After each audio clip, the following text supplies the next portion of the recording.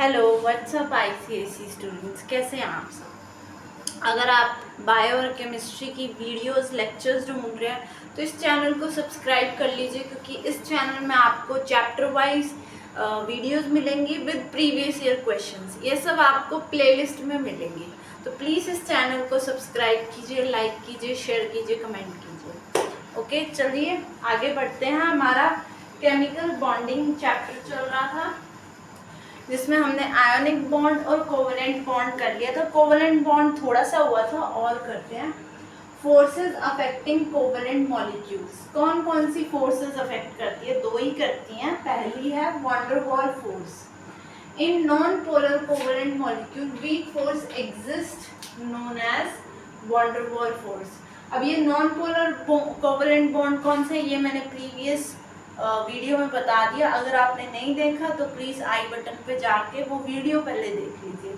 तो non polar bond में कौन सा एक वीक फोर्स है, एक कमज़ोर सा फोर्स एग्जिस्ट करता है, कौन सा? Van der Waals force.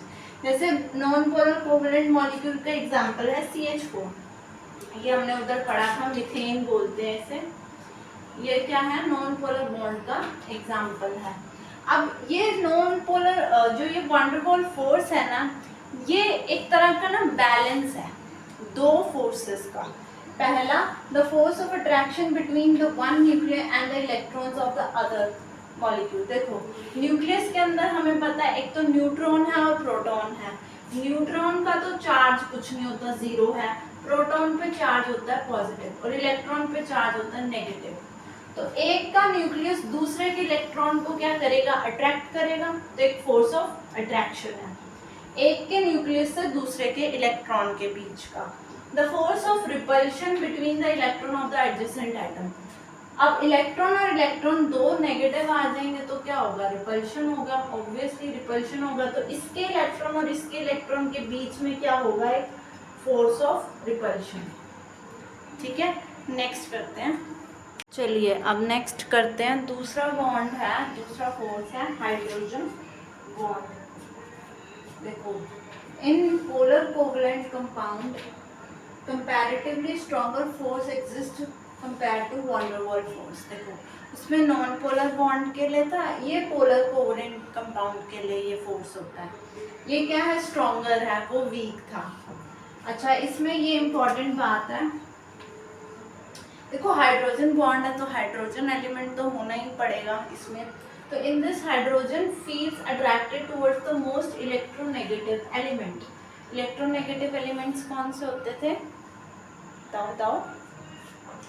तो उनकी तरफ क्या होता है? ये एक अट्रैक्शन फील करता है। और वो इलेक्ट्रोनेगेटिव एलिमेंट कौन से होते हैं? फ्लोरीन, ऑक्सीजन, नाइट्रोजन और क्लोरीन। ठीक है, इसको आप सिंपली ऐसे लर्न कर सकते हैं, फोन कॉल। मतलब अगर फोन कॉल के साथ हाइड्रोजन अटैच है, जैसे HF हो गया, H2O हो गया, वाटर मॉलिक्यूल हो गया, NH3 हो गया, या HCl हो गया, तो इनमें क्या ऑपरेट करेगा? Hydrogen bond. जैसे फॉर एग्जांपल H2O लिया हमने। H2O में देखो, हमने पढ़ा था कि भाई पोलर कोवेलेंट कंपाउंड में एक तो पॉजिटिव चार्ज होता है। इलेक्ट्रोनेगेटिव एलिमेंट कौन से होते हैं? जो इलेक्ट्रॉन अपनी तरफ खींच लेते हैं, लालची से होते हैं। तो ऑक्सीजन लालची है, उसने अपनी तरफ इलेक्ट्रॉन खींच लिया, उस पर पार्शियल नेगेटिव चार्ज आ जाएगा। हाइड्रोजन में कमी आ जाएगी तो उसमें पार्शियल पॉजिटिव चार्ज आ जाएगा। तो ये मान लीजिए एक वाटर मॉलिक्यूल है, ठीक है। और ये मान लीजिए दूसरा वाटर मॉलिक्यूल है। अब इसका H जो कि पॉजिटिव है, दूसरे के O जो कि नेगेटिव है, उसके साथ एक बॉन्ड बनाता है जो कि है हाइड्रोजन बॉन्ड। है समझ में? एक का H दूसरे के इलेक्ट्रोनेगेटिव एलिमेंट मॉलिक्यूल के साथ बॉन्ड बनाता है। यहाँ पे O है, F होता तो F के साथ बनाता, N होता N के साथ, Cl होता तो Cl के साथ। ठीक है, सिमिलरली इसमें भी ये देख लो, ये एक और वाटर मॉलिक्यूल है। तो ये वन हाइड्रोजन मॉलिक्यूल दूसरे के ऑक्सीजन एटम के साथ क्या बना रहा है? बॉन्ड बना रहा है। ऑपोजिट जो चार्जेस हैं वो एक दूसरे को अट्रैक्ट कर रहे हैं, पॉजिटिव नेगेटिव को अट्रैक्ट कर रहा है। ठीक है, अब नेक्स्ट टॉपिक करते हैं, प्रॉपर्टीज ऑफ कोवेलेंट कंपाउंड। जैसे आयनिक कंपाउंड, आयनिक बॉन्ड की प्रॉपर्टीज थी, वैसे ही कोवलेंट कंपाउंड की भी प्रॉपर्टीज होती है। फर्स्ट है फिजिकल स्टेट, ये गैसेस, लिक्विड और सॉफ्ट सॉलिड में एग्जिस्ट करता है, वो क्रिस्टल सॉलिड में एग्जिस्ट करता था। ये गैसेस, लिक्विड और सॉफ्ट सॉलिड में एग्जिस्ट करता है। Melting point and boiling point, melting point क्या होता है, सॉलिड का लिक्विड में मेल्ट होना, बॉइलिंग लिक्विड का गैसेस में बदलना। Low melting and boiling point, MPNBP लिखा है मैंने, low melting and boiling point कम होता, उसमें ज़्यादा था। Due to weak van der Waals force can easily break the bond and can escape. देखो मेल्टिंग और बॉइलिंग पॉइंट का मतलब क्या होता है, भाई कोई बॉन्ड है, जैसे मान लो कोई भी कोवलेंट बॉन्ड ले लेते हैं, CH4 ले लेते हैं, ऐसे मान लो ये बॉन्ड है, ठीक है।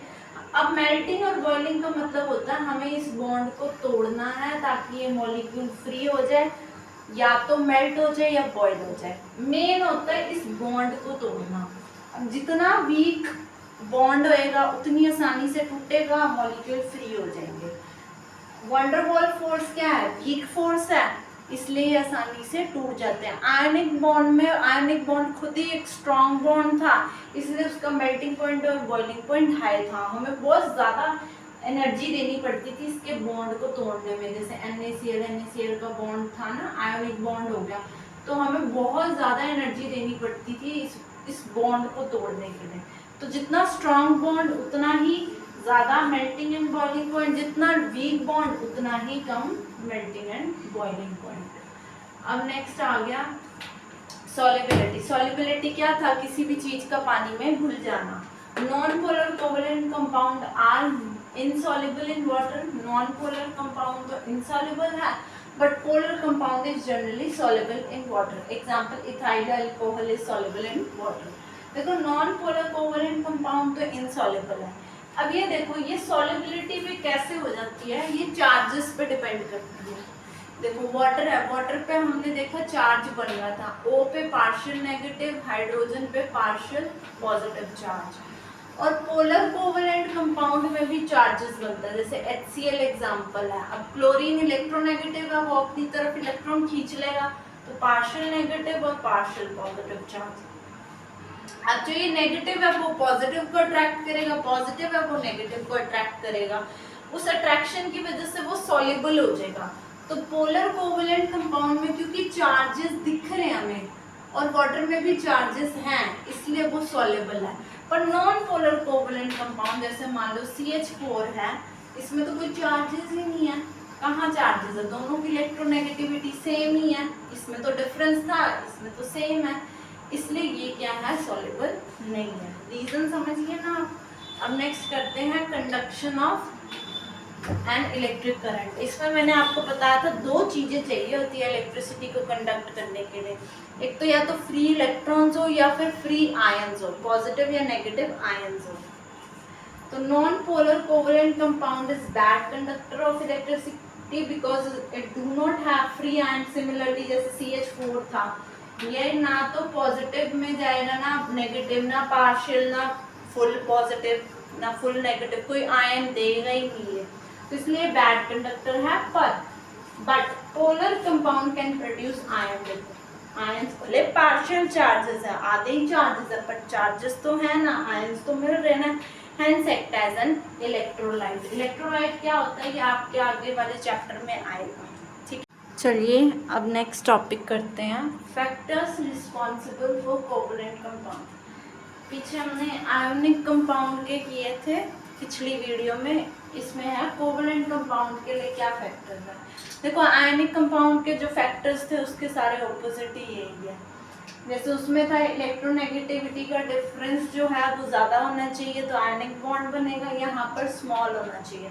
The value of electronegativity difference between the combining atom must be small.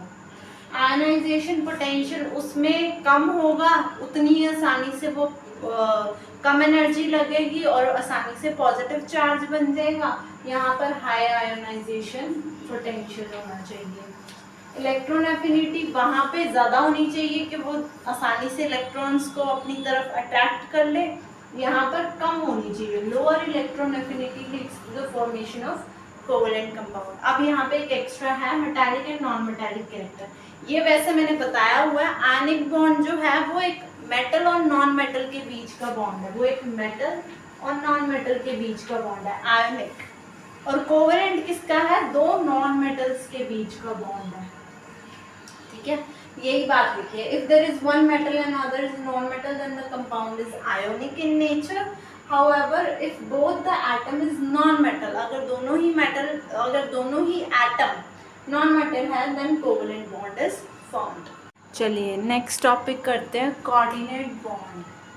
Coordinate bond में एक वर्ड आता है जिसे बोलते हैं लोन पेयर। लोन पेयर क्या होता है, a pair of electron in the outermost shell of an atom that is not shared with any other atom. मतलब वो बॉन्डिंग में पार्टिसिपेट करता ही नहीं है, वो शेयरिंग करता ही नहीं है। As lone pair of electron और नॉन बॉन्डिंग इलेक्ट्रॉन, उसे ही लोन पेयर बोलते हैं। नॉन बॉन्डिंग जो बॉन्डिंग में पार्टिसिपेट नहीं करेगा, नॉन बॉन्डिंग, ठीक है, वही लोन पेयर है। जैसे एग्जांपल है लोन पेयर इन NH3, आपको बताया था NH3 का मतलब होता है अमोनिया। अब हमें पता है नाइट्रोजन का नंबर होता है 7, कॉन्फिगरेशन 2,5, हाइड्रोजन का 1, और इसकी हमने डॉट वाला डायग्राम बना दिया, डॉट स्ट्रक्चर बना लिया, जिसमें हमने देखा ये और ये हाइड्रोजन के साथ पार्टिसिपेट कर रहा है, ये तो बॉन्डिंग पेयर्स है। पर एक ऐसा है जो किसी के साथ पार्टिसिपेट कर ही नहीं रहा है, वो तो उसके पास वैसे के वैसे ही पड़े हैं, तो उसे बोल दिया lone pair, one pair of lone pair. तो अमोनिया में one pair of lone pair पाया जाता है, ठीक है, जो किसी के साथ पार्टिसिपेट नहीं करता, शेयरिंग नहीं करता। दूसरा है लोन पेयर इन H2 वाटर मॉलिक्यूल। ऑक्सीजन का नंबर 8, 2, 6 कॉन्फिगरेशन, हाइड्रोजन का 1। ऑक्सीजन में देखो यहाँ पे ये हाइड्रोजन के साथ है बॉन्ड, ये हाइड्रोजन के साथ है बॉन्ड, पर यहाँ पे दो क्या है, लोन पेयर दिख रहे हैं, एक ऊपर एक नीचे। तो वाटर मॉलिक्यूल में 2 लोन पेयर हैं और अमोनिया में 1 लोन पेयर है। नेक्स्ट करते हैं, चलिए लास्ट टॉपिक करते हैं, कोऑर्डिनेट बॉन्ड के एग्जांपल करते हैं। देखो कोऑर्डिनेट बॉन्ड कौन से होते थे, जिसमें शेयरिंग जो होती है वो सिर्फ एक एटम ही करता है, इसमें शेयरिंग बराबर वाली नहीं होती है। जैसे मैंने आपको बताया था एग्जांपल में कि भाई बहन हैं, उनके पास चॉकलेट है, इसके पास डेयरी मिल्क है, इसके पास किटकैट मान लो, तो क्या हुआ, कोवेलेंट बॉन्ड में तो शेयरिंग थी, इसने आधी डेयरी मिल्क अपनी बहन को दे दी, इसने आधी किटकैट अपने भाई को दे दी, कोवेलेंट बॉन्ड में ऐसा था। पर कोऑर्डिनेट में क्या होता है, इसने अपनी पूरी डेयरी मिल्क किसको दे दी, अपनी पूरी शेयर कर दी, पर इसने कोई शेयरिंग नहीं की, ठीक है, तो वही कोऑर्डिनेट बॉन्ड में, मतलब एक एटम के पास क्या होता है, लोन पेयर की वजह से, एक्स्ट्रा इलेक्ट्रॉन होने की वजह से वो क्या करता है, वो दे सकता है, वो इलेक्ट्रॉन क्या कर रहा है, दे रहा है, शेयर कर रहा है किसी और के साथ। जैसे formation of ammonium ion NH4 positive. Ammonia हमें पता था NH3 होता है, पीछे हमने स्ट्रक्चर पढ़ा है जिसमें एक लोन पेयर होता है। अगर मैंने उसमें H पॉजिटिव डाल दिया, H पॉजिटिव का मतलब देखो हाइड्रोजन में एक नंबर 1 होता है, अब इसमें पॉजिटिव है, इसका मतलब इसने एक इलेक्ट्रॉन डोनेट कर दिया, इसका मतलब इसमें कोई इलेक्ट्रॉन नहीं है, 0 इलेक्ट्रॉन्स है, इसके कॉन्फ़िगरेशन क्या हो गया, 0 हो गया। तो इसको अब 2 इलेक्ट्रॉन चाहिए डुप्लेट कंप्लीट करने के लिए, तो इसके पास तो लोन पेयर है ही, उसमें 2 इलेक्ट्रॉन है ही है, तो इसने क्या कर दिया, हाइड्रोजन को दे दिया। अच्छा, कोऑर्डिनेट बॉन्ड को ऐसे एरो से रिप्रेजेंट करते हैं, मतलब लोन पेयर जिसकी तरफ जा रहा है उससे, जिसकी तरफ जा रहा है उसकी तरफ पॉइंट करते हैं। तो लोन पेयर नाइट्रोजन से हाइड्रोजन की तरफ जा रहा है, तो ये कौन सा है, coordinate bond. Similarly formation of hydronium ion, hydronium ion होता है H3O पॉजिटिव। वाटर मॉलिक्यूल पीछे पड़ा जिसमें 2 लोन पेयर थे, उसमें एक H पॉजिटिव आ गया जिसका 0 कॉन्फ़िगरेशन है, इसको तो 2 इलेक्ट्रॉन चाहिए, इसने कहा मेरा एक लोन पेयर तू ले ले, इसने अपना एक लोन पेयर दे दिया with the formation of coordinate bond, और स्टिल इसके पास एक लोन पेयर अभी भी पड़ा है, ठीक है।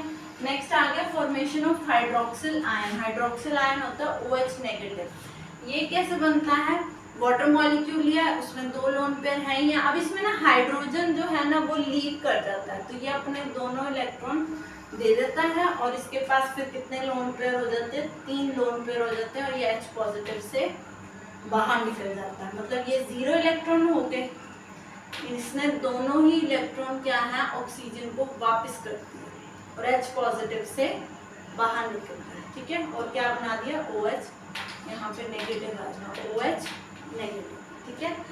अब हम नेक्स्ट वीडियो में इसके प्रीवियस ईयर क्वेश्चंस करेंगे। अभी के लिए थैंक्स फॉर वॉचिंग।